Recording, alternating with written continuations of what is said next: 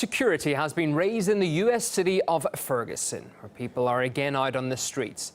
The suburban area became the scene of mass riots last August after a white police officer shot and killed unarmed black teenager Michael Brown. We do this for Mike Brown! We do this for Mike Brown! We talk out of control and out of rage because you all have, some people have pushed us to that point. Well, the only way we can express ourselves is we letting you know how we feel. People gathered in Ferguson overnight ahead of the first anniversary of Michael Brown's killing. A local church service for him is scheduled for this weekend, with the pastor predicting thousands will attend. Many are hoping the violent riots the city saw last year will not be repeated.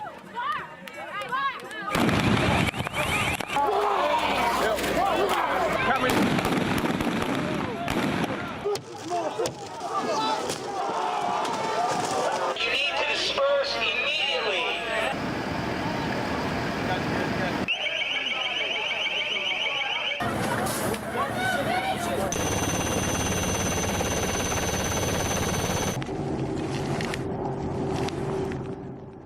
Michael Brown's death brought the issue of race inequality in America back into the spotlight. It also created a movement against police brutality, which, as Gaine Chichikan reports, is getting stronger by the day.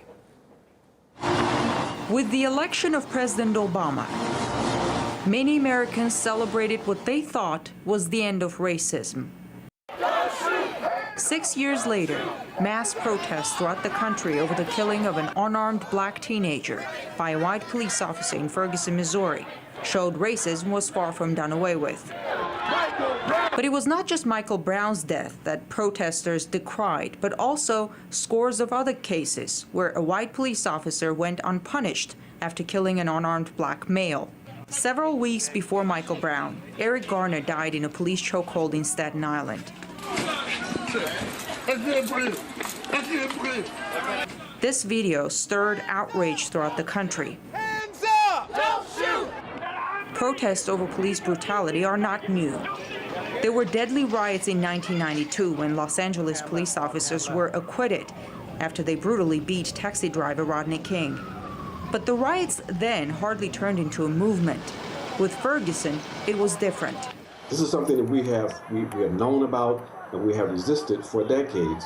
So with the rise of social media, the ability to publicize these events, now this is a dirty secret that now the entire international community is aware of. What happened in Ferguson started a movement against police brutality and racial profiling titled Black Lives Matter. It has thousands of followers in social media. Signs with the words appeared on the streets across the United States. New cases of police brutality did not take long to emerge.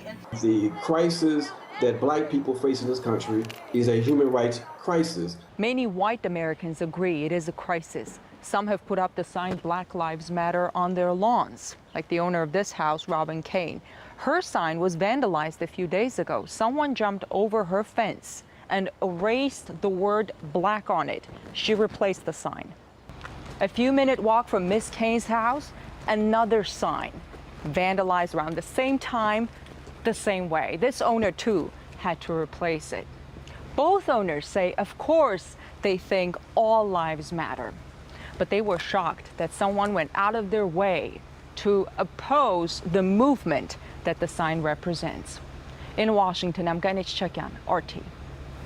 Meanwhile, a white teenager was fatally shot by police in South Carolina nearly 2 weeks ago. Zachary Hammond was on a date with his girlfriend when she was arrested for drug possession and resisted arrest himself.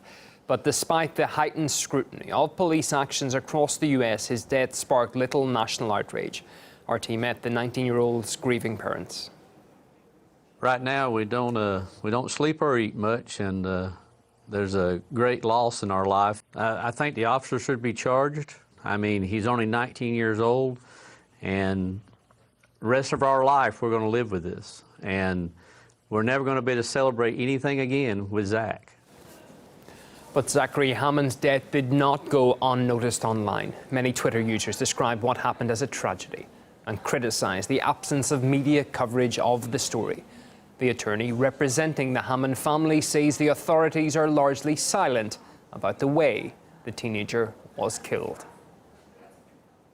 Very little has been shared with the public. Nothing really has been shared with us. The identity of the officer hasn't been shared. The circumstances around the supposed drug sting haven't been shared. We haven't been told whether there's been any body camera or dash cam footage, and certainly that hasn't been released.